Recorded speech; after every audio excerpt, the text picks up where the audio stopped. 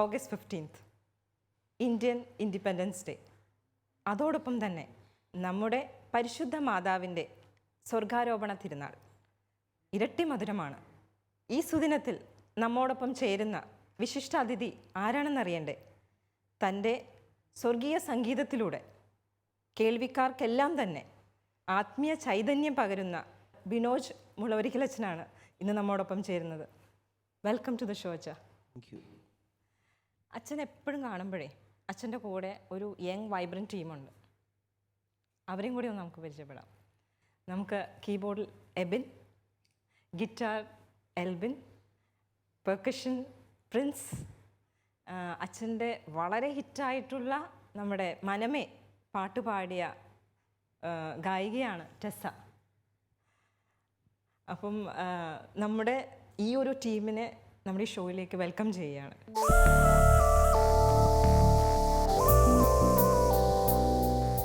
നമ്മുടെ വിശേഷങ്ങളിലേക്ക് കടക്കുന്നതിന് മുമ്പ് നമ്മുടെ പ്രേക്ഷകരുടെ ഭാഗത്തു നിന്ന് ഒരു ചോദ്യം. കാരണം നമ്മുടെ യൂത്ത് മിനിസ്ട്രി ഇല്ലെ മ്യൂസിക്കൽ എന്താ പറയുക മിനിസ്ട്രി, യൂത്ത് റിട്രീറ്റ്, അങ്ങനെ വചനപ്രഘോഷണ നമ്മുടെ ടി വിയിലൂടെയുള്ള വചനപ്രഘോഷണം, ഇതിലെല്ലാം അച്ഛൻ സജീവമായി നിൽക്കുമ്പോഴാണ് പെട്ടെന്ന് അച്ഛനെ കാണാനില്ല. അപ്പോൾ എല്ലാവരുടെയും ഒരു ചോദ്യമായിരുന്നു, ബിനോജ് അച്ഛൻ എവിടെയാണ്? ഞാനിപ്പോൾ റോമിലാണുള്ളത്. കഴിഞ്ഞ 3 വർഷത്തിൽ അധികമായി ചിറ്റൂർ ധ്യാനകേന്ദ്രത്തിൽ നിന്ന് പോയത് റോമിലേക്കാണ്. റോമിൽ മോറൽ തിയോളജി എന്ന വിഷയത്തിൽ ഡോക്ടറേറ്റ് ചെയ്യുന്നു. ഒപ്പം റോമിലെ സീറോ മലബാർ ഇടവകയുടെ ഉത്തരവാദിത്തങ്ങളിൽ സഹായിക്കുന്നു. അതിനോടൊപ്പം യൂറോപ്പിലെ യുവജനങ്ങളുടെ യൂത്ത് കോർഡിനേറ്ററായിട്ട് ശുശ്രൂഷ ചെയ്യുന്നു. ശരിക്കും ഇങ്ങനെ ഒരു ഷോയിലിരിക്കുമ്പോൾ സത്യം പറഞ്ഞാൽ എനിക്ക് നാണമുണ്ട്. കുറച്ച് നാണം തോന്നുന്നതിൻ്റെ കാരണം ഒന്ന്, ഈ സംഗീതത്തെക്കുറിച്ച് എനിക്ക് വലിയ അറിവില്ല എന്നുള്ളതാണ്. ഞാനൊരു ഭാഷയിലും അത്രയൊന്നും എനിക്ക് കാര്യങ്ങൾ അറിയത്തില്ല. അപ്പോൾ അതുകൊണ്ട് ഈ പാട്ടുകളെക്കുറിച്ച് സംസാരിക്കുമ്പോഴൊക്കെ ഇത് എൻ്റെയാണെന്ന് പറയാൻ എനിക്ക് സത്യം പറഞ്ഞൊരു ഇപ്പം അടുത്തൊക്കെ ഞാൻ അങ്ങനെ പറഞ്ഞു തുടങ്ങിയിട്ടുള്ളൂ. കാരണം അത് എൻ്റെ അല്ലെന്നുള്ളതാണ് എനിക്ക് എപ്പോഴുള്ള ബോധ്യം. കാരണം അത് പൂർണ്ണമായിട്ടും കർത്താവ് തന്നതാണ്, ഫുൾ ഗിഫ്റ്റാണ്. ഞാനത് ഒരു എളിമ കൊണ്ട് പറയണതല്ല, അതാണ് അതിൻ്റെ സത്യം. കാരണം ഇതിൻ്റെ ട്യൂണുകളാണെങ്കിലും ലിറിക്സൊക്കെ രൂപപ്പെടുന്നതൊക്കെ ഒരു ഡിവൈൻ ഇൻസ്പിറേഷനിൽ സംഭവിക്കുന്ന കാര്യങ്ങളാണ്. ഒരു പാട്ടുണ്ടാക്കണമെന്നോ അല്ലെങ്കിൽ കമ്പോസ് ചെയ്യണമെന്നോ ആഗ്രഹിച്ചല്ല, പാട്ട് തന്നെ ഉണ്ടായി പോകുന്നു. നമ്മുടെ ഉള്ളിൽ നടക്കുന്ന പല അനുഭവങ്ങളുടെ സമ്മർദ്ദമോ കണ്ട കാര്യങ്ങളോ ഒരു പ്രാർത്ഥന അനുഭവമോ ഒരു സമയത്ത് ഒരു പാട്ടായിട്ട് രൂപപ്പെടുകയാണ്. അപ്പോൾ അതുകൊണ്ട് അതാണ് എൻ്റെ ആദ്യത്തെ ഒരു ഫീൽ. അതാണ് ഈ പറഞ്ഞ പോലെ ഇത് കേൾക്കുന്ന ആർക്കും ഇതൊരു അനുഗ്രഹത്തിന് മാത്രം കാരണമാകട്ടെ ഞാൻ പ്രാർത്ഥിക്കുകയാണ്. കാരണം നമ്മൾ പാട്ട് ചെയ്യുന്നവരാണെങ്കിലും പാടുന്നവരൊക്കെ ഒരു പക്ഷേ ഇങ്ങനെ ചിന്തിക്കണം നല്ലതാണെന്ന് എനിക്ക് തോന്നുന്നു.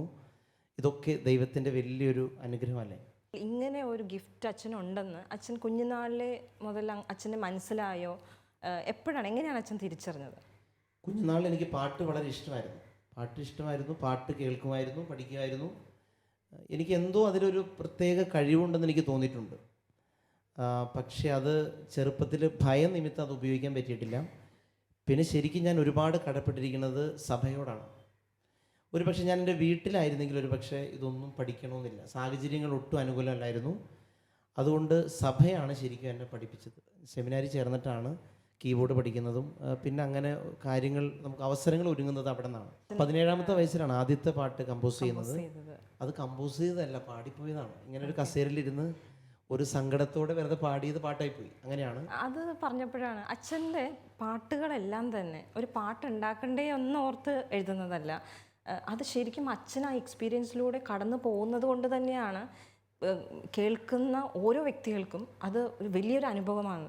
അതും എല്ലാ കാറ്റഗറി. അച്ഛന് മറക്കാൻ പറ്റാത്ത ചില അനുഭവങ്ങൾ ഞങ്ങളോട് ഷെയർ ചെയ്യാമോ?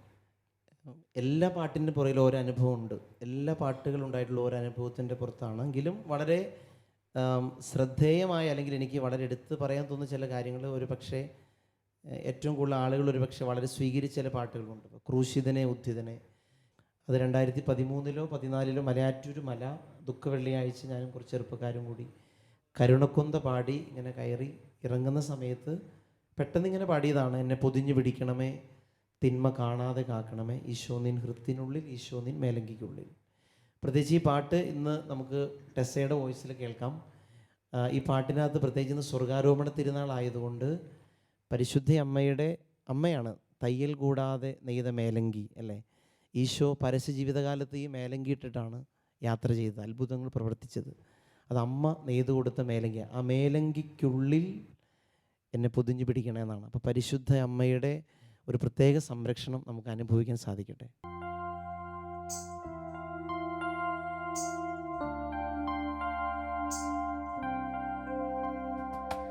കാനായിലെ കൽഭരണി പൂർവക്കോളം നിറച്ചു ഞാനും,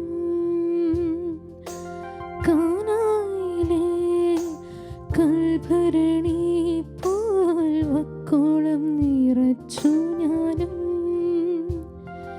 ഈ പച്ചവെള്ളം വാഴ്ത്തിടുമോ, മേൽത്തരം വീഞ്ഞാക്കുമോ? ഈ പച്ചവെള്ളം വാഴ്ത്തിടുമോ, മേൽത്തരം വീഞ്ഞാക്കുമോ? നീ വരും വഴിയിലെ മാമരത്തിൽ കാണാൻ കൊതിച്ചു ഞാൻ കാത്തിരിക്കാം. കൂട്ടം പിരിഞ്ഞൊരു കുഞ്ഞാടിനെ തോളിലേറ്റി വീട്ടിൽ വന്നിടുമോ? തയ്യൽ കൂടാതമ്മ നെയ്തൊരു മേലങ്കിയാൽ എന്നെ പൊതിഞ്ഞിടുമോ? നിൻ പാർശ്വത്തിൽ നിന്നൊഴുകും വെള്ളത്താൽ എന്നെന്നും എന്നെ കഴുകിടുമോ? ക്രൂശിതനേ ഉത്ഥിതനേ മർത്യനെ കാത്തിടണേ. ക്രൂശിതനേ ഉത്ഥിതനേ മർത്യനെ കാത്തിടണേ. എന്നെ പൊതിഞ്ഞു പിടിക്കണമേ, തിന്മ കാണാതെ കാക്കണമേ. എന്നെ പൊതിഞ്ഞു പിടിക്കണമേ, തിന്മ കാണാതെ കാക്കണമേ. ഈശോ നിൻ ഹൃദയത്തിനുള്ളിൽ, ഈശോ നിൻ മേലങ്കിക്കുള്ളിൽ. അച്ഛൻ്റെ ആദ്യത്തെ ഫുൾ കമ്പോസിങ് ആൽബമാണ് തിരുക്കച്ച. അത് അതിന് മുതൽ നമ്മുടെ ക്രൂശിതനെ ആ കാസറ്റ് വന്നപ്പോഴത്തേനും ഓർക്കസ്ട്രേഷൻ ഭയങ്കര റിച്ചായി, അതൊരു ഭയങ്കര ഡിഫറെൻ്റായി. അതിനെക്കുറിച്ചൊന്ന് പറയാമോ അച്ഛാ? എനിക്കൊരു പാട്ട് എനിക്ക് അനുഭവപ്പെടണം, എനിക്കൊരു പ്രാർത്ഥനയാകുക, അല്ലെങ്കിൽ എന്നെ ടച്ച് ചെയ്യാത്ത, എനിക്ക് പ്രാർത്ഥനയാകാത്തൊരു പാട്ട് വേറൊരാൾക്ക് പ്രാർത്ഥനയാകണമെന്ന് എനിക്ക് വാശി പിടിക്കാൻ പറ്റില്ല. അതുകൊണ്ട് ഞാൻ ഒത്തിരി സെലക്റ്റീവാണ് പാട്ടുകൾ. എനിക്ക് അങ്ങനെ അത്ര ടച്ച് ചെയ്യാത്ത പാട്ടൊന്നും ഞാൻ ഈ പാട്ട് ഇറക്കണ്ടായിരുന്നു എന്ന് തോന്നിയിട്ടില്ല പിന്നീട്. അപ്പോൾ അതുകൊണ്ട് തന്നെ ഈ പാട്ടുകൾ ഇങ്ങനെ ചെയ്തു പോകുമ്പോൾ ആദ്യകാലങ്ങളിൽ ഡിഫറെൻ്റായി പല ഓർക്കസ്ട്രേഷൻ ഒത്തിരി ഈ ഫീൽഡിൽ ഒത്തിരി പ്രഗത്ഭരായ ആളുകൾ തന്നെ ചെയ്തിരുന്നത്. പക്ഷെ കുറച്ച് കഴിഞ്ഞപ്പോൾ ഈ ക്രൂശിതനെ ഉദ്ധിതനെ വന്നപ്പോൾ സത്യം പറഞ്ഞൊരു ബ്രേക്ക് ഡിവോഷണൽ ഈ മ്യൂസിക്കിൽ ഉണ്ടാക്കണമെന്നൊരു ആഗ്രഹം എനിക്കുണ്ടായിരുന്നു. അങ്ങനെ എന്നോട് ചേർന്ന ആളാണ് ജസ്റ്റിൻ വർഗീസ്. ഇപ്പോൾ സിനിമയിലൊക്കെ മ്യൂസിക് ഡയറക്ടറാണ്. ഇപ്പോൾ ഞണ്ടുകളുടെ നാട്ടിലിടവേള സിനിമയുടെ മ്യൂസിക് ഡയറക്ടർ ടെസ്സ അതിൽ പാടിയിട്ടുണ്ട്. ജസ്റ്റിനും ഞാൻ ഒരുമിച്ച് കുറച്ച് നാൾ പഠിച്ചിട്ടുണ്ട്. അപ്പോൾ അങ്ങനെ ചെറിയ പരിചയമൊക്കെ ഉള്ളതുകൊണ്ടും ഞങ്ങൾ പഠിക്കുന്ന സമയത്ത് ഞങ്ങൾക്ക് വളരെ പ്രിയപ്പെട്ട ഒരു മ്യൂസിക് ഡയറക്ടറാണ് വയലിൻ ജേക്കബ്. ഇന്നും വയലിൻ ജേക്കബ് ചെയ്ത പാട്ടുകൾക്കൊരു ഭയങ്കര ഡിഫറൻസ് ഉണ്ട് ഇപ്പോഴും. അപ്പോൾ ഞങ്ങളിങ്ങനെ എപ്പോഴും സംസാരിക്കുക പറയും, നമ്മളൊരു കോൺട്രിബ്യൂഷനാണ് ക്രിസ്ത്യൻ ഡിവോഷണൽ ഫീൽഡിൽ. നമ്മൾ ഇതെന്തിനീ പാട്ട് ചെയ്തു എന്ന് ആരും ചോദിക്കരുത് അല്ലേ, മറിച്ച് ഇതൊരു റെഫറൻസ് ആയിരിക്കണം, ഇങ്ങനൊരു പാട്ട് ചെയ്യണം എന്നൊരാഗ്രഹം ഉണ്ടാക്കുന്ന രീതി ഇതുണ്ടായിരുന്നു. അപ്പോൾ അതിൽ ഇങ്ങനെ ബോധപൂർവമായൊരു ശ്രമം ഈ രീതിയിലുണ്ടായിരുന്നു. പക്ഷെ നമ്മൾ അത്രയും ടച്ച് ചെയ്ത പാട്ട് മാത്രം. അപ്പോൾ ജസ്റ്റിൻ്റെ ഒരു സാന്നിധ്യം ഇവിടെ ഉണ്ടായിരുന്നെങ്കിൽ അല്പം കൂടി ഇത് കളർഫുള്ളായേനെ. ജസ്റ്റിനെ വളരെ നന്ദിയോടെ ഓർക്കുന്നു. ജസ്റ്റിൻ്റെ മാന്ത്രികമായ ഒരു ഓർക്കസ്ട്രേഷൻ ക്രൂശിതനെ ഉദ്ധിതനയിലുണ്ട്, ഉദ്ധിതനെ സ്നേഹിതനയിലുണ്ടായിട്ടുണ്ട്. ശരിക്കും അച്ഛന് ഇപ്പോൾ ഇത് പറഞ്ഞപ്പോഴേ ഞാൻ ആലോചിക്കുന്ന ഒരു അമേരിക്കൻ ഡോക്യുമെൻ്ററി, അതിൽ പോലും ഈ ദിവ്യബലി അച്ഛൻ്റെ ആ ഒരു ഗാനം അതിൽ വന്നുവെന്നാണ്. അത് ഞാനിങ്ങനെ ഒരു ആകസ്മികമായിട്ട് കേട്ടതാണ്. ബഹുമാനപ്പെട്ട ഉപ്പാണിയച്ഛൻ അമേരിക്കയിൽ ഒരു ധ്യാനത്തിന് ചെന്നപ്പോൾ ഈ അമേരിക്കൻസ് അവർ ഒരു കുർബാനയെക്കുറിച്ചൊരു ഒരു ഡോക്യുമെൻ്ററി ഉണ്ടാക്കിയതിൻ്റെ കൂട്ടത്തിൽ എന്തൊരു അത്ഭുതമാണ് എന്നവർ പാട്ട് വന്നിരിക്കുന്നു. അപ്പോൾ അച്ഛൻ ചോദിച്ചു, ഈ പാട്ട് എന്താണ് നിങ്ങൾ ഇതിലിട്ടത്? അപ്പോൾ ഇവർ പറഞ്ഞു, ഞങ്ങൾക്കിത് എന്താണെന്ന് മനസ്സിലായില്ലെങ്കിലും ഇതിനൊരു ഒരു ഒരു പ്രത്യേക ഹെവൻലി ഫീൽ ഉണ്ടെന്നും ഇതൊരു കുർബാനയുടെ പാട്ടാണെന്ന് മനസ്സിലായതുകൊണ്ട് ഞങ്ങൾ ഇതിനകത്ത് ഇൻവോൾവ് ചെയ്യിപ്പിച്ചു. അപ്പോൾ ഇത് എനിക്ക് തോന്നി ഭാഷകൾക്ക് അതീതമായ ഒരു സന്ദേശം ചില പാട്ടുകൾക്കുണ്ടല്ലോ എന്ന് തോന്നി. അപ്പം അച്ഛൻ്റെ കമ്പോസിങ് രീതികൾ സാധാരണ ലിറിക്സ് ആയിരിക്കാം ഓരോ വ്യക്തികൾക്കും വരുന്നത്, ഇല്ലെങ്കിൽ മ്യൂസിക് ആയിരിക്കാം. പക്ഷേ അച്ഛന് വളരെ എന്താ പറയുക സ്പെഷ്യലായിട്ട് വളരെ കുറച്ച് പേർക്ക് മാത്രം കിട്ടുന്ന ഒരു കോമ്പിനേഷനാണ്. ഇത് രണ്ടും കൂടെ ഒരുമിച്ചാണ് അച്ഛന് വരുന്നത്. അത് എങ്ങനെയാണ് അച്ഛാ? അത് തുടക്കം മുതൽ അങ്ങനെ വന്നത്. ആദ്യത്തെ പാട്ട് ഞാൻ ഇങ്ങനെ പാടിയപ്പോൾ തന്നെ ലിറിക്സും ട്യൂണും ഒരുമിച്ച് വരികയായിരുന്നു. അന്ന് മുതൽ ഇങ്ങനെ വരുന്നത് എപ്പോഴും. പക്ഷേ അതുകൊണ്ട് ട്യൂണിനും ലിറിക്സിനും രണ്ടിനും ഒരേപോലെ ഇമ്പോർട്ടൻസ് ഉണ്ട്. എത്ര നല്ല ലിറിക്സ് ആണെങ്കിലും ട്യൂൺ മോശമാണെങ്കിൽ ചത്തുവും പാട്ട്. ഇനി ലിറിക്സ് വളരെ നല്ലതാണെങ്കിൽ ഒരു പക്ഷേ അവർ കേട്ടിരുന്നാലും ഹൃദയത്തിൽ ടച്ച് ചെയ്യണമെങ്കിൽ നല്ല ലിറിക്സ് വേണം. ഇത് രണ്ടും ദൈവം അനുഗ്രഹിച്ച് നമ്മൾ ചെയ്യുന്നത് കൊണ്ട് എനിക്ക് ഒരുപാട് സ്വാതന്ത്ര്യമാണ്. റെക്കോർഡിങ്ങിൻ്റെ ലാസ്റ്റ് മൊമെൻ്റ് വരെ എന്തു മാറ്റം വരുത്താം. അച്ഛാ, ഇതുപോലെ നമ്മൾ ഓരോ പാട്ട് ചെയ്യുമ്പോഴും ഈ പറഞ്ഞ പോലെ നമുക്ക് വളരെ പ്രിയപ്പെട്ടതാണ്, പക്ഷേ ചിലത് പോപ്പുലർ ആവത്തില്ല. ഇപ്പം ഞാൻ പോപ്പുലർ അല്ലെന്ന് പറഞ്ഞാൽ ചിലറില്ല ഞങ്ങൾക്കിത് ഇഷ്ടമാണെന്ന് പറഞ്ഞാൽ പ്രശ്നമാണെങ്കിലും ഞാൻ ചിലപ്പോൾ അങ്ങനെ ചിന്തിച്ചിട്ടുണ്ട്. ചില പാട്ട് സീഡിൽ 5-8 പാട്ടുള്ളത് കൊണ്ട് എല്ലാ പാട്ടിനും ഒരുപോലെ എല്ലാ മക്കൾക്കും ഒരുപോലെ ശ്രദ്ധ കിട്ടാറില്ല. ഇപ്പോൾ ക്രൂശിതനെ ഉദ്ധിതനെ എന്ന ആൽബത്തിൽ ക്രൂശിതനെ ഉദ്ധിതനെ, എന്തൊരു അത്ഭുതമാ, മിഴി നനയും നേരം, ഇതൊക്കെ വളരെ ശ്രദ്ധിക്കപ്പെട്ടു. പക്ഷെ അതിൽ ബാക്കി ഇപ്പോൾ ഒരു വേള യേശുവിൻ ചാരത്തിരുന്നാൽ ഈ പാട്ടും നല്ല പാട്ടാണ്. പക്ഷേ ഇതെല്ലാം ശ്രദ്ധിച്ച കൂട്ടത്തിൽ ഇത് അത്ര അങ്ങോട്ട് ശ്രദ്ധിക്കാൻ എല്ലാവർക്കും പറ്റിയിട്ടില്ലെന്ന് തോന്നുന്നു. അതുപോലെ ഒരു പാട്ടാണ് കരുണയോടെ കരുതണേ നീ എൻ്റെ ഈശോയേ, നിലവിളിക്കും നേരമെന്നെ മാറി ചേർത്തിടണേ. അച്ഛൻ പല പല ധ്യാന ശുശ്രൂഷകൾ നടത്തിക്കൊണ്ടിരുന്ന സമയത്താണ് പെട്ടെന്ന് അബൈഡ് എന്ന് പറയുന്ന ഒരു യൂത്ത് റിട്രീറ്റ്, അത് ശരിക്കും പറഞ്ഞ ഒരു അച്ഛൻ്റെ സിഗ്നേച്ചർ തന്നെയായിരുന്നു. കാരണം അതിൽ കൂടുതലും യുവജനങ്ങളെ വളരെയധികം ഇൻഫ്ലുവൻസ് ചെയ്യുന്ന മ്യൂസിക്കായിരുന്നു അതിൻ്റെ ഒരു വളരെ ഇമ്പോർട്ടൻ്റ് ആയിട്ടുള്ളൊരു ആസ്പെക്റ്റ്. അതിനെക്കുറിച്ച് എങ്ങനെയാണ് അച്ഛൻ അങ്ങനെ ഒരു തോട്ട് വന്നത്? ഈ യുവജനങ്ങളുടെ മിനിസ്റ്റർ ചെയ്യുമ്പോൾ എപ്പോഴും എൻ്റെ ഉള്ളിൽ ഒരു ആദ്യമുള്ളൊരു കൺസേൺ അവരെ ബോറടിപ്പിക്കരുതെന്നുള്ളതാണ്. അവർക്ക് ഇൻട്രസ്റ്റിംഗ് ആക്കുക, പിന്നെയാണ് ബാക്കിയുള്ള കാര്യങ്ങൾ. ഒരാൾ ബോറടിക്കാതിരിക്കുമ്പോഴും താല്പര്യത്തോടെ ഇരിക്കുമ്പോഴാണ് അയാൾ എന്തെങ്കിലും കേൾക്കുള്ളൂ, അല്ലെങ്കിൽ അവരൊന്നും പറയാൻ നമുക്ക് ഒരുപാട് കാര്യങ്ങൾ പക്ഷെ സ്വീകരിക്കില്ല. അപ്പോൾ അത് വളരെ ഇൻട്രസ്റ്റിംഗ് ആക്കാനും ഒപ്പം അവരെ വളരെ അതിനോട് ശ്രദ്ധ കൂടുതൽ അട്രാക്ഷൻ ബിൽഡപ്പ് ചെയ്യാൻ ഏറ്റവും നല്ലൊരു ലാംഗ്വേജ് മ്യൂസിക്കാണ്. അപ്പോൾ സാധാരണ ആദ്യത്തെ എബയുടെ ധ്യാനങ്ങൾ കുറേ സമയമൊക്കെ മ്യൂസിക് തന്നെയായിരുന്നു ആദ്യം പ്ലേ ചെയ്തുകൊണ്ടിരുന്നത്. കാരണം അപ്പോൾ ചിലർ നിർബന്ധിച്ചായിരിക്കും ധ്യാനത്തിന് കൊണ്ടുവന്നിരിക്കുന്നത്, കേൾക്കാനുള്ള മൂഡായിട്ടില്ല. പക്ഷേ ഈ പാട്ടും ഈ താളം വരുമ്പോൾ ഈ കഠിന ഹൃദയനും ദേഷ്യം വന്നിരിക്കുന്നവനൊക്കെ പതുക്കെ താളം പിടിക്കാൻ തുടങ്ങും. പതുക്കെ ഇവൻ്റെ മനസ്സ് ഈ പാട്ടിലേക്ക് എത്തുകയാണ്. അങ്ങനെ പിന്നെ ഭൂരിപക്ഷം ആളുകൾക്ക് സംഗീതം ഇഷ്ടമാണല്ലോ, അതുകൊണ്ട് തന്നെ ഈ മ്യൂസിക്കിന് അങ്ങനെ വലിയൊരു പ്രാധാന്യം കണ്ടു. പിന്നെ ഒരുപാട് യുവജനങ്ങൾ എനിക്ക് ചിലപ്പോൾ ഇതിന് വഴിതെറ്റി പോകുന്നതും മ്യൂസിക്കിലൂടെയാണെന്ന് തോന്നിയിട്ടുണ്ട്. ചില പാട്ട് തലയ്ക്കടിച്ച് ആ വഴിക്ക് ഇങ്ങനെ പോകുന്നവരുണ്ട്. അപ്പോൾ അത് നല്ല മ്യൂസിക്കിലൂടെ ഇവരെ നമുക്ക് ഈശോയിലേക്ക് അടുപ്പിക്കാൻ വളരെയധികം സാധിക്കും. ഇത് പറഞ്ഞപ്പോഴാണ് അച്ഛൻ്റെ പ്രത്യേകിച്ച് ഇപ്പോൾ അച്ഛൻ റോമിൽ യൂത്ത് കോർഡിനേറ്ററായിട്ട് യൂറോപ്പിൽ, അപ്പോൾ അവിടെ ആക്ച്വലി ഈ മ്യൂസിക് എന്ന് പറയുന്നത് ഇറ്റ്സ് ബിയോണ്ട് എന്താ പറയുക ബൗണ്ടറീസും എല്ലാം കടന്ന് ഏത് ഭാഷയായാലും എനിക്ക് തോന്നുന്നു അവിടുത്തെ മലയാളം അറിയാത്ത കുട്ടികൾ പോലും അച്ഛൻ്റെ ഈ ഗാനങ്ങൾ എപ്പോഴും അല്ലേ വളരെ എന്താ പറയുക അച്ഛൻ ചെന്ന് കഴിഞ്ഞാൽ അവർക്കറിയാം അച്ഛൻ്റെ പാട്ടാണെന്ന്. അപ്പം എങ്ങനെയാണ് അച്ഛന് ഇവരുടെ ഹൃദയം പെട്ടെന്ന് ഈ മ്യൂസിക്കിലൂടെ കവരാൻ പറ്റുക? ഇവിടുത്തെ കൾച്ചർ തന്നെയാണോ അവിടെ? കൾച്ചർ വളരെ ഡിഫറെൻ്റ് ആണ്. അവർ യൂറോപ്യൻ കൾച്ചറിൽ ജീവിക്കുന്ന മലയാളി കുട്ടികളാണ്. അതുകൊണ്ട് അവർ പുറത്ത് കാണുന്നത് പഠിക്കുന്നതൊക്കെ വളരെ ഡിഫറെൻ്റ് കാര്യങ്ങളാണല്ലോ. പക്ഷെ എനിക്കൊരു ദൈവത്തിൻ്റെ വലിയൊരു അനുഗ്രഹവുമായിട്ട് തോന്നിയ കാര്യം ഈ മലയാളം ശരിക്കും അറിഞ്ഞുകൂടാത്ത പിള്ളേരും ഈ പാട്ടുകൾ ഭയങ്കരമായിട്ട് അവരെ സ്ട്രൈക്ക് ചെയ്യും. ഇപ്പം നമ്മൾ നേരത്തെ കേട്ട ക്രൂശിതനെ ഉദ്ധിതനൊക്കെ അവരുടെ ഫേവറേറ്റ് സോങ്ങാണ്. അതുപോലെ മനമേ മനമേ നമ്മുടെ ലാസ്റ്റ് ആൽബത്തിലെ സോങ് ടെസ്സ തന്നെ പാടിക്കുന്ന സോങ്ങാണ്. അതിനകത്ത് മറ്റാർക്കും ഇല്ലാത്ത സൗന്ദര്യമേ മറ്റെങ്ങുമില്ലാത്ത ആശ്വാസമേ എന്ന വരി ഇവരിങ്ങനെ പാടിക്കൊണ്ടിരിക്കുകയാണ്. അപ്പോൾ എനിക്ക് തോന്നി ഇത് എന്തൊരു ഈശോയുടെ ഒരു കാരുണ്യമാണ്. ആ പാട്ട് പ്രത്യേകിച്ച് ഒരു ആരാധനയുടെ സമയത്ത് ഈ പാട്ട് പാടുന്ന സമയത്ത് ഇവർക്ക് എല്ലാം ഒരു പ്രത്യേക ദൈവാനുഭവം ഉണ്ടായി.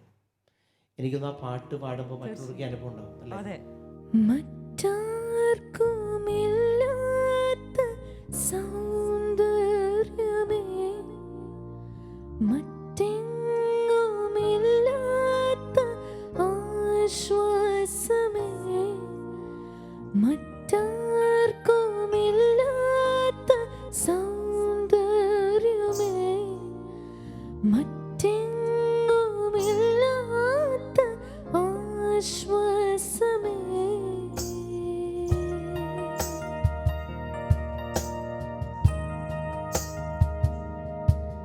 മനമേ മനമേ ഉണരൂ പ്രിയനേ പ്രിയനേ വാഴ്ത്താം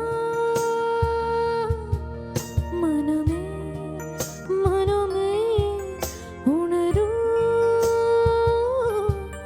പ്രിയനേ പ്രിയനേ വാഴ്ത്താം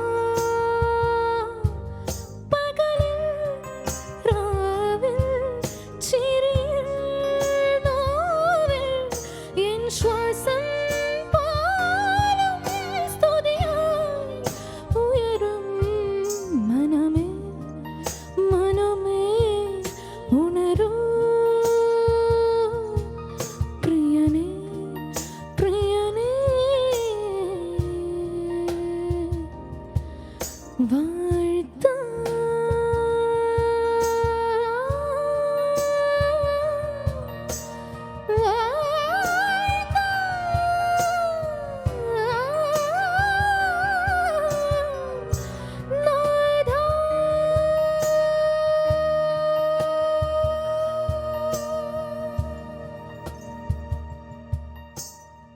അച്ഛാ, ഈ ഗാനങ്ങളെല്ലാം തന്നെ വളരെ വൈറലാണ്.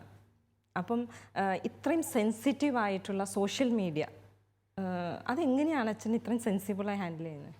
നമ്മൾ ഈ പാട്ടുകളൊക്കെ ചെയ്യുമ്പോഴും ഇങ്ങനെയൊക്കെ നമ്മൾ മിനിസ്ട്രി ചെയ്യുമ്പോഴൊക്കെ എനിക്ക് ഏറ്റവും പ്രധാനപ്പെട്ടത് പ്രീസ്റ്റ്ഹുഡാണ്.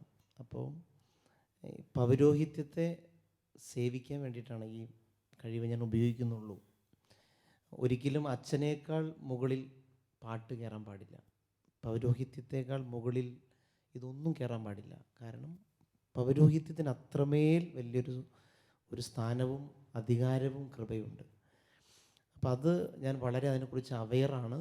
പിന്നെ എനിക്ക് തോന്നുന്നു ഈ പൗരോഹിത്യത്തിൻ്റെ ഒരു അഭിഷേകവും ഈ പാട്ടുകളുടെ നന്മയ്ക്ക് ഈശോ കാരണമാക്കുന്നുണ്ട്. അതുകൊണ്ട് എന്നോട് എപ്പോഴും തമാശയ്ക്ക് ഒരാൾ ചോദിച്ചിങ്ങനെ, അച്ഛൻ ഇങ്ങനെ അച്ഛനായി നടക്കേണ്ട വേറെ പുറത്തേക്ക് ഇറങ്ങായിരുന്നില്ല എന്ന് തമാശ ചോദിച്ചപ്പോൾ ഞാൻ പറഞ്ഞൊരു ഉത്തരം ഇതായിരുന്നു: ഞാൻ ഈ ഉടുപ്പ് ഇട്ടിരിക്കുന്നതുകൊണ്ടാണ് എനിക്ക് പാട്ടുകൾ ചെയ്യാൻ പറ്റുന്നത്. അപ്പോൾ അതിനെക്കുറിച്ച് എനിക്ക് വളരെ ക്ലാരിറ്റി ഉണ്ട്.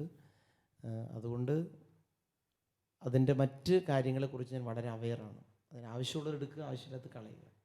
അത് അച്ഛൻ്റെ ഒരു വളരെ എന്താ പറയുക, ഒരു യൂണീക്ക് ക്യാരക്ടറിസ്റ്റിക്കാണ്. പലപ്പോഴും അച്ഛൻ്റെ ആ ഫേസ്ബുക്ക് ആയിക്കോട്ടെ, യൂട്യൂബ് വീഡിയോസിൻ്റെ അവിടെ വരുന്ന മെസ്സേജസ് നോക്കുമ്പോഴൊക്കെ ഒത്തിരി പേര് വളരെ ഞങ്ങളുടെ ജീവിതത്തെ തന്നെ മാറ്റിമറിച്ചു എന്നൊക്കെ പറയുമ്പോഴും അച്ഛനോട് പിന്നീട് ഇത് ചോദിച്ചാൽ അച്ഛൻ ഇതിനെക്കുറിച്ച് ബോധമല്ല. ബിക്കോസ് നല്ലത് പറയുകയാണെങ്കിലും ഒന്നും അച്ഛൻ അതിങ്ങനെ സേവ് ചെയ്ത് വെക്കത്തില്ല ഇല്ലേ? അപ്പം അത് മനഃപൂർവ്വം അച്ഛൻ അങ്ങനെ ഒരു പ്രാക്ടീസാണോ? അത് ഈ പാട്ടുകളൊക്കെ ചെയ്തു തുടങ്ങിയ ആദ്യകാലത്ത് നമുക്കറിയാം, ഈ പെട്ടെന്ന് ആളുകൾക്ക് ഇഷ്ടം തോന്നുന്ന ഒരു കാര്യമാണ് പാട്ട്. അപ്പോൾ വേറെ ഏതൊരു കലയേക്കാളും പെട്ടെന്ന് നമ്മൾ ഒരുപാട് പേർക്ക് ഭയങ്കര ഇഷ്ടമാണ്. അപ്പോൾ അതുകൊണ്ട് തന്നെ ഞാൻ അച്ഛനായ കാലം മുതൽ ഒരുപാട് ആളുകൾക്ക് എന്നോട് ഭയങ്കര സ്നേഹമായിരുന്നു. അപ്പോൾ എനിക്ക് അതിനകത്ത് എവിടെയോ ഒരു അപകടമുണ്ടെന്ന് എനിക്ക് തോന്നിയിരുന്നു. ഇത് നമ്മൾ ഈ മുഴുവൻ സ്നേഹവും സ്വീകരിക്കണോ, മുഴുവൻ അഭിനന്ദനങ്ങളും കേൾക്കണോ എന്നുള്ളതാണ്, അല്ലെങ്കിൽ അത് തലയെ കൊണ്ട് നടക്കണോ എന്നുള്ളൊരു ചോദ്യം ഉണ്ടായിരുന്നു. പ്രത്യേകിച്ച് ഞാൻ എളംകുളം പള്ളിയിലെ കൊച്ചച്ഛനായിരിക്കുമ്പോഴാണ് എനിക്ക് ആ ചിന്ത കൂടുതലുണ്ടായിരുന്നു. അപ്പോൾ ഞാൻ ഈശോയോട് ഇങ്ങനെ പറഞ്ഞു, എനിക്ക് ഇങ്ങനെ ഇത് ഹാൻഡിൽ ചെയ്യാൻ പറ്റുന്നില്ല. അപ്പോൾ ഈശോ എന്നോട് പറഞ്ഞൊരു കാര്യം ഇതാണ്: നീ എന്ത് ചെയ്തതിന് ശേഷം എന്നോട് ചോദിക്കുക, ഈശോയെ ഞാൻ ഈ ചെയ്തത് നിനക്ക് ഇഷ്ടപ്പെട്ടോ? മനുഷ്യർ ഇന്ന് പുകഴ്ത്തി പറയുന്നൊരു നാളെ മാറ്റി പറയും. അതുകൊണ്ട് മനുഷ്യരുടെ വാക്കുകൾ അധികം കേൾക്കണ്ട, എനിക്ക് ഇഷ്ടപ്പെട്ടോ നോക്കുക. സത്യത്തിൽ ഒരു പാട്ടിൽ ഞാനത് എഴുതിയിട്ടുണ്ട്. എന്നെ കാണുന്നോർ നിന്നെ കാണാതെ പോയാലോ കഷ്ടം എന്ന് പറയുന്ന പാട്ടിൽ ഈശോയ്ക്ക് ഇഷ്ടമായോ എന്ന് ഞാൻ എഴുതിയിട്ടുണ്ട്, ഇന്നോളം ചെയ്തത്. അപ്പോൾ അത് ഇന്നും ഞാൻ അങ്ങനെ ചിന്തിക്കാറുണ്ട്. ഇപ്പം എന്ത് ആര് പറഞ്ഞാലും ഇത് ഈശോ തരുന്നതാണെന്നും, നമ്മളൊരു പാത്രമാണല്ലോ, പാത്രം ഒരിക്കലും ഉറവയേക്കാൾ വലുതല്ലല്ലോ. ഉറവയിൽ നിന്ന് വെള്ളം വരുന്നു, പാത്രം സ്വീകരിക്കുന്നു. ഈ പാത്രം വൃത്തിയായിട്ട് സൂക്ഷിക്കുക, ഓട്ടയില്ലാണ്ട് സൂക്ഷിക്കുക, കമഴ്ത്തി വയ്ക്കുക, നിവർത്തി വയ്ക്കുക. ഉറവയേക്കാൾ വലുതല്ല ഒരിക്കലും ഒരു പാത്രവും. അതുകൊണ്ട് ഈ ലോകത്ത് ആർക്ക് എന്ത് കഴിവുണ്ടെന്ന് പറഞ്ഞാലും നമ്മൾ പാത്രം വിളമ്പുകാർ മാത്രമല്ലേ, ഉറവ ദൈവമാണ്. അത് മറക്കുന്നത് ഏറ്റവും വലിയ പരാജയമാണ്. ശരിക്കും അച്ഛൻ്റെ പാട്ടുകൾ കേട്ടാൽ കൂടുതലും ശോകമാണ്. എന്താണ് അച്ഛൻ അങ്ങനെ ഒരു അത് പൊതുവെ എന്നെ കുറിച്ച് പറയുന്ന ഒരു പരാതിയാണ്. പക്ഷെ അടുത്ത് ഞാൻ കുറച്ച് സന്തോഷ പാട്ടുകൾ ചെയ്യാൻ തുടങ്ങിയിട്ടുണ്ട്, ശ്രമിക്കുന്നുണ്ട്. ശരിക്കും ദുഃഖങ്ങളാണ് ഏറ്റവും വളക്കൂറുള്ള മണ്ണ്. അത് എനിക്ക് എൻ്റെ ജീവിതത്തിൽ കുറേ ദുഃഖങ്ങൾ ഉണ്ടായിട്ടുണ്ട്. ഇന്ന് തിരിഞ്ഞു നോക്കുമ്പോൾ ഈ സങ്കടങ്ങളെല്ലാം കോർത്തിണക്കി ഞാൻ പാടുന്നത് ഒരു കീർത്തനം പാടിയാൽ അത് അനുഗ്രഹിക്കാൻ മാത്രം അറിയുന്ന ഒരു ദൈവമാണ് എൻ്റെ എന്നുള്ളതാണ്. അപ്പോൾ ചെറുപ്പകാലഘട്ടത്തിൽ ഈ ദുഃഖങ്ങൾ ഒത്തിരി കടന്നു പോയിട്ടുണ്ട്. പക്ഷേ ഇതൊക്കെ ഈശോ അനുഗ്രഹമാക്കി മാറ്റി. ഈ സദ്യ ഒരുക്കുന്നത് ഒരാൾ കഷ്ടപ്പെട്ടിട്ട് അമ്മ മാത്രമാണെങ്കിലും അത് കഴിക്കുന്നത് ഒരുപാട് പേരല്ലേ. നമ്മൾ ഒറ്റയ്ക്ക് സഹിക്കുന്നത് പലപ്പോഴും മറ്റുള്ളവർക്ക് ഒരുപാട് പേർക്ക് സദ്യയായിട്ട് മാറുന്നുണ്ട്. ഇപ്പോൾ സ്നേഹമേകിടണമേ എന്ന് പറഞ്ഞൊരു പാട്ട് ഒരു പക്ഷേ ഒരുപാട് പേർക്ക് അറിയാവുന്ന പാട്ടാണ്. ഒരു പക്ഷേ എൻ്റെ ഒരു സങ്കടത്തിൻ്റെ തീവ്രതയിൽ എന്തിനാണ് എൻ ജന്മം എന്ന ചോദ്യം എൻ്റെ തോഴനായി എന്ന് പോലും ചിന്തിച്ച സമയമുണ്ട്. നമുക്ക് ആ പാട്ട് കേട്ട് നമുക്ക് പ്രാർത്ഥിക്കാം.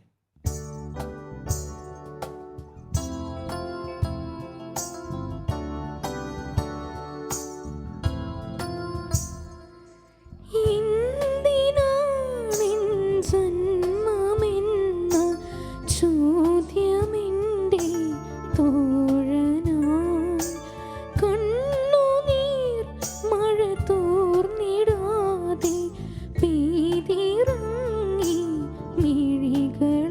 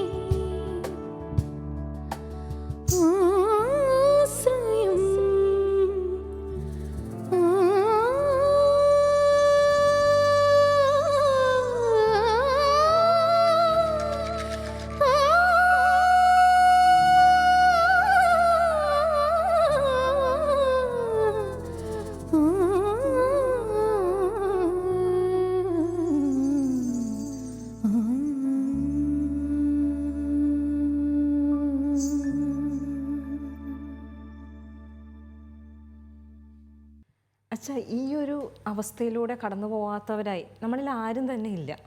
അപ്പം ഇതിന് ഉത്തരമായിട്ട് അച്ഛൻ മറ്റൊരു ഗാനം രചിച്ചു, സംഗീതം കൊടുത്തു. ജീവിതത്തിൽ എന്തെങ്കിലും കാര്യങ്ങളൊക്കെ നഷ്ടപ്പെടുന്നുണ്ടെങ്കിൽ, അവഗണിക്കപ്പെടുന്നുണ്ടെങ്കിൽ അത് ദൈവത്താൽ കൂടുതൽ സ്നേഹിക്കപ്പെടാൻ വേണ്ടിയിട്ടാണ്. അപ്പോൾ ഈ ലോകത്തിൽ ഏറ്റവും കൂടുതൽ സ്നേഹം മനുഷ്യരാൽ തിരസ്കരിക്കപ്പെടുന്നവരാണ് ദൈവത്താൽ കൂടുതൽ സ്നേഹിക്കപ്പെടുന്നവർ. പക്ഷെ ഇത് നഷ്ടപ്പെട്ട് നമ്മൾ മനുഷ്യരിൽ നോക്കിയിട്ട് കാര്യമില്ല. ഞാൻ നേരത്തെ കാണാതെ പോയതും കൈവിട്ട് പോയതൊക്കെ അവിടെ നമ്മൾ അപ്പനെ വഴക്ക് പറഞ്ഞുകൊണ്ടിരിക്കുക, അമ്മയെ വഴക്ക് പറയാണ്, ഭർത്താവിനെ അങ്ങോട്ടും ഇങ്ങോട്ടും പക്ഷേ അത് പോയി. അതെല്ലാം കൂട്ടി വെച്ചിരിക്കുന്നത് തിരുഹൃദയ മേശയിലാണ്. അവിടെ നിന്ന് ഇത് വാങ്ങിക്കണം. അപ്പോൾ ഈ മിഴി നനയും നേരം എന്ന് പറഞ്ഞൊരു പാട്ട് സത്യത്തിൽ ഈ വേദനകളെ ഈശോ അനുഗ്രഹമാക്കി മാറ്റിയത് എങ്ങനെയാണെന്ന് പറഞ്ഞൊരു പാട്ടാണ്. സൂര്യഗോളത്തിൻ പ്രഭയിൽ നിൽക്കുമ്പോൾ കരയുമോ കൈത്തിരി അണയുകിൽ.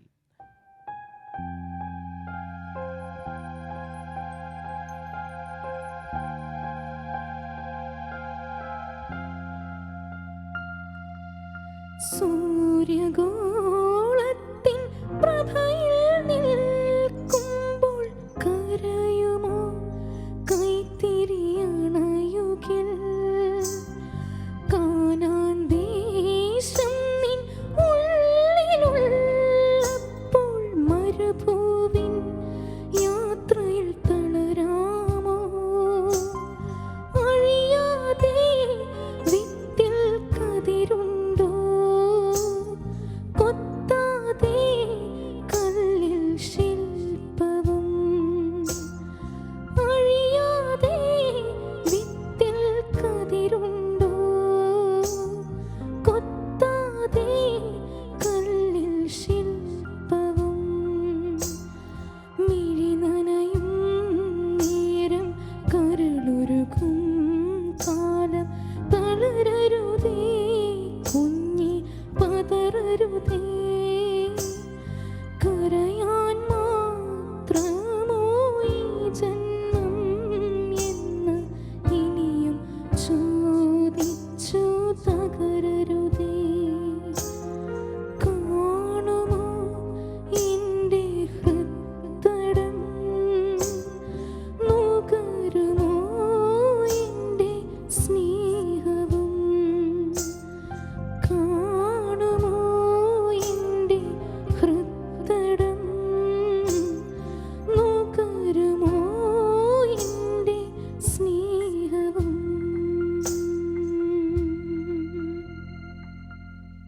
ഈ സുദിനത്തിൽ അച്ഛന് നമ്മുടെ ഷാലോം TV പ്രേക്ഷകരോട് എന്താണ് പറയാനുള്ളത്? ഇന്ന് ഇന്ത്യയുടെ സ്വാതന്ത്ര്യ ദിനവും മാതാവിൻ്റെ സ്വർഗാരോപണ തിരുനാളുമാണ്. രണ്ടും ഒരുപോലെ പ്രധാനപ്പെട്ടതാണ്. പരിശുദ്ധ അമ്മ നമുക്ക് ലഭിച്ച ഏറ്റവും വലിയൊരു സമ്മാനമാണ്, ഈശോ നൽകിയ സമ്മാനമാണ്. പരിശുദ്ധ അമ്മയുടെ മാധ്യസ്ഥം അത്രമേൽ എൻ്റെ വ്യക്തിപരമായ ജീവിതത്തിൽ മാതാവിനെ സ്വന്തം അമ്മയായി സ്വീകരിച്ചത് മുതൽ ഒരുപാട് അനുഗ്രഹങ്ങൾ എനിക്ക് ലഭിച്ചിട്ടുണ്ട്. നമ്മുടെ വീട്ടിലെ അമ്മയാണെങ്കിൽ നമ്മളായിരിക്കുന്ന സ്ഥലത്ത് മാത്രമാണ്. സ്വർഗത്തിലെ അമ്മ, സ്വർഗീയ അമ്മ നമ്മളെവിടെ പോയാലും നമ്മുടെ കൂടെയുണ്ട്. ആ വലിയ മാധ്യസ്ഥം, പ്രത്യേകിച്ച് കന്യക മേരിയമ്മേ കാവൽ മാലാഖമാരെ പാട്ട് മുതൽ അമ്മേ എൻ്റെ ഈശോയുടെ അമ്മ വരെയുള്ള ഈ ഒരു കാലയളവിൽ പരിശുദ്ധ അമ്മയാണ് ഇതൊക്കെ നൽകിയതും പ്രത്യേകിച്ച് അനുഗ്രഹിച്ചതും. അതുകൊണ്ട് മാതാവിനോട് ഒരുപാട് സ്നേഹവും നന്ദിയും ഉണ്ട്, നമുക്കെല്ലാവർക്കും ഉണ്ട്. അതുകൊണ്ട് പരിശുദ്ധ അമ്മയുടെ മാധ്യസ്ഥം നമുക്കെല്ലാവരുടെയും ജീവിതത്തിന് ഒരുപാട് അനുഗ്രഹമാകട്ടെ എന്ന് പ്രാർത്ഥിക്കുന്നു. അമ്മേ, എൻ്റെ അമ്മേ, എൻ്റെ ഈശോയുടെ അമ്മേ, അമ്മേ എൻ്റെ അമ്മേ, എനിക്കീശോ തന്നൊരമ്മേ.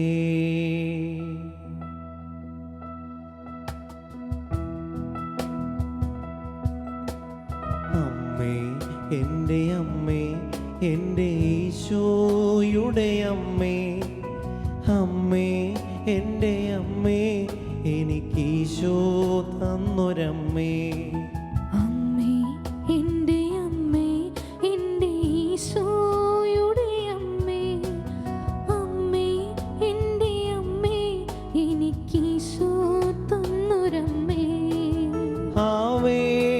മരിയ കന്യാമാതാവേ, ആവേ മരിയ കന്യാമാതാവേ, അമ്മേ എൻ്റെ അമ്മേ, എൻ്റെ ഈശോയുടെ അമ്മേ, അമ്മേ എൻ്റെ അമ്മേ, എനിക്ക് ഈശോ തന്നൊരമ്മേ.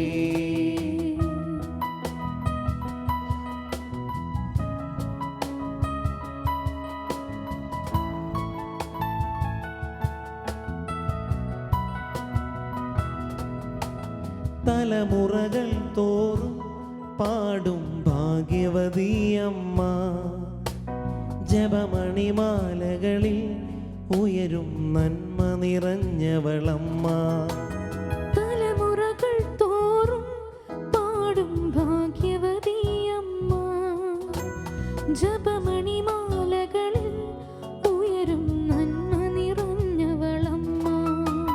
പറുദീസയായി അമ്മ ദൈവത്തിനു പാർക്കാൻ, പുണ്യാശ്രമമായി അമ്മ ഈശോയ്ക്കു വളരാ.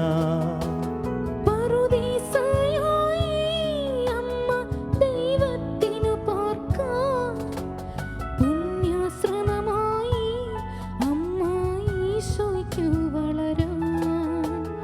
അമ്മേ എൻ്റെ അമ്മേ, എൻ്റെ ഈശോയുടെ അമ്മേ, അമ്മേ എൻ്റെ അമ്മേ, എനിക്ക് ഈശോ തന്നൊരമ്മേ.